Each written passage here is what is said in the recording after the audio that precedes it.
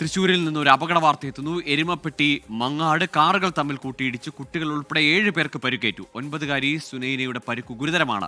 Mangad saint George പള്ളി ഗ്രോട്ടോയുടെ മുന്നിലാണ് അപകടമുണ്ടായത്. സൂരജ് നൽകും വിശദാംശങ്ങൾ. സൂരജ്, ഇവരെ ഏത് ആശുപത്രിയിലാണ് പ്രവേശിപ്പിച്ചിരിക്കുന്നത്? ആ കുട്ടിയുടെ ആരോഗ്യനില എങ്ങനെ? ഗൂഗിൾ ഇന്ന് വൈകുന്നേരം 4:30 ഈ മങ്ങാട് വാഹനാപകടം ഉണ്ടായത്. ഇതിൽ 7 പേർക്ക് പരിക്കേറ്റു. ഈസ്റ്റ് ഒറ്റപ്പാലം സ്വദേശികളായ ഹക്കിം, സമദ്, ഷൗജത, സുനൈന അതോടൊപ്പം തുടങ്ങി 7 പേർക്ക് പരിക്കേറ്റു. ഇതിൽ 9 വയസ്സുകാരിയുടെ നിലയാണ് അല്പം ഗുരുതരമായുള്ളതെന്നുള്ളതാണ് പറയുന്നത്. ഒറ്റപ്പാലത്ത് നിന്ന് ചാവക്കാട്ടേക്ക് പോവുകയായിരുന്നു ഇവർ സഞ്ചരിച്ചിരുന്ന ഓൾട്ടോ കാറ്. എതിർദിശയിൽ വന്ന ഒരു ടാറ്റയുടെ വണ്ടിയിൽ നിയന്ത്രണം തെറ്റി ഇടിക്കുകയായിരുന്നു എന്നുള്ളതാണ് പ്രദേശവാസികൾ പറയുന്നത്.